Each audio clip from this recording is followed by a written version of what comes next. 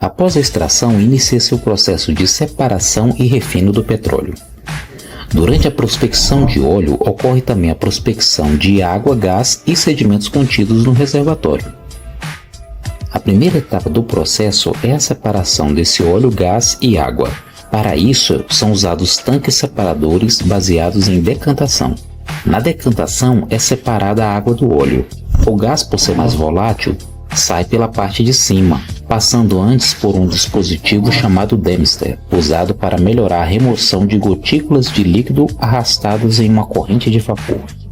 A água tratada segue para descarte ou reinjeção no poço. O óleo segue para outros processos que veremos mais à frente. Vamos falar primeiro do gás natural. O gás natural, assim como o petróleo, é uma mistura de hidrocarbonetos. O componente principal é o metano, com um átomo de carbono em sua cadeia, e proporções variáveis de etano, com 2 átomos, propano com 3, butano com 4 e pentano com 5, sendo que o pentano é a parte líquida do gás natural, que após separada virará a gasolina natural. Além dos hidrocarbonetos, há também a presença de compostos inorgânicos considerados impurezas para o processamento, como água, gás carbônico, nitrogênio e outros. De maneira geral, os componentes não hidrocarbonetos são considerados como contaminantes, uma vez que os gases ácidos, como sulfeto de hidrogênio e gás carbônico, podem acelerar a corrosão no gasoduto de escoamento e devem ser retirados os excessos ainda no poço ou plataforma, atendendo às especificações da Resolução da Agência Nacional de Petróleo 16 de 2008, para ser transportado e comercializado.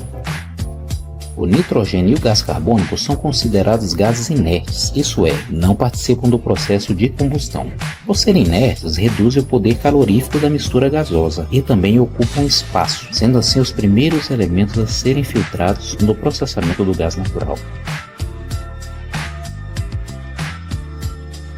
Quanto à origem, o gás natural pode ser classificado em 2 categorias: associado, quando o gás se encontra dissolvido no petróleo ou sob a forma de uma capa de gás no reservatório, e não associado, quando o gás encontra-se como uma faixa contínua, não associada ao óleo ou água no reservatório.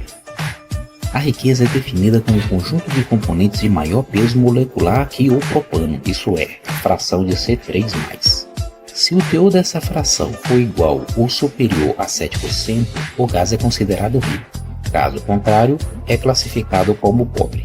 O gás associado à produção de petróleo normalmente apresenta-se com a riqueza expressiva acima de 7%, enquanto o gás não associado tem a composição de C3+ abaixo de 7%, ou seja, um gás pobre. Após o tratamento inicial, o gás natural segue para uma unidade de processamento de gás natural, uma UPGN. Cada UPGN tem por finalidade separar o líquido do gás natural da parte seca, além de eventuais impurezas e gases inertes, de tal modo que o gás processado obedeça às especificações para o gás natural ser transportado e consumido. Na UPGN, o gás natural passa por as seguintes etapas de processamento. Na primeira etapa é a remoção das impurezas, com a redução dos contaminantes como o sulfeto de hidrogênio e o gás carbônico.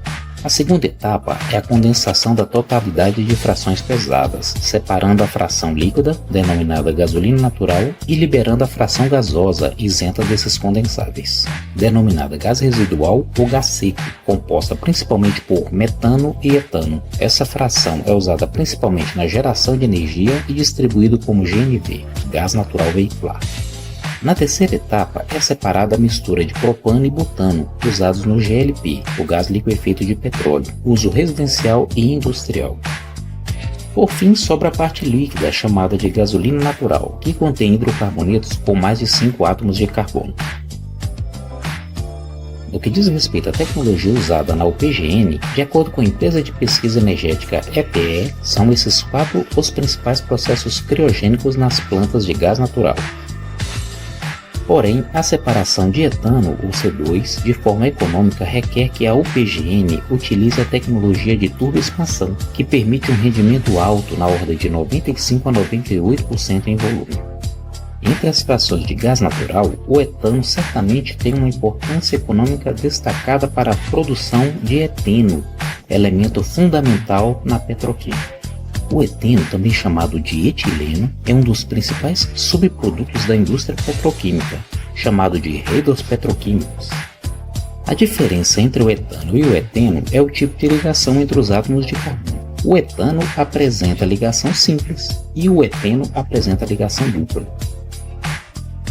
Fazendo uma rápida revisão nos fundamentos da nomenclatura em química orgânica, geralmente o nome dos hidrocarbonetos apresenta ao menos 3 partes básicas: prefixo, infixo e o sufixo.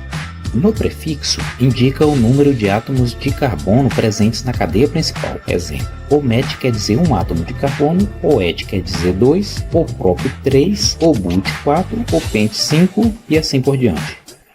No sufixo, que é a parte final, indica a função química do composto orgânico. Quando terminado em O, significa hidrocarboneto. Quando OL é álcool, AL, aldeído, ONA, acetona e etc.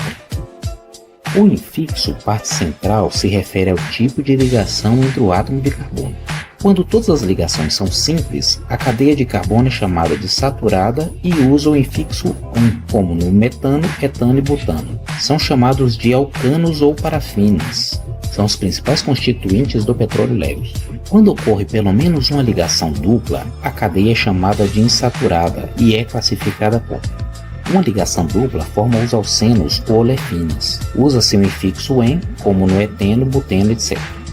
Uma ligação tripla forma os alcinos ou alquinos. Usa-se o infixo IN, como no etino, butino, etc. Duas ligações duplas formam os alcadienos ou odienos. Usa-se o infixo dieno, como em propadieno e butadieno. Aconselho que, ao estudar a indústria petroquímica, faça uma revisão dos conceitos de química orgânica. Veja nesse gráfico o resumo da divisão presente nos hidrocarbonetos. Cabe ressaltar que as cadeias insaturadas, como eteno, propeno e buteno, não são encontradas no petróleo bruto. Sua origem vem de processos físico-químicos, como o craqueamento térmico e catalítico, realizados durante o processo de refino, que ocorre nas refinarias.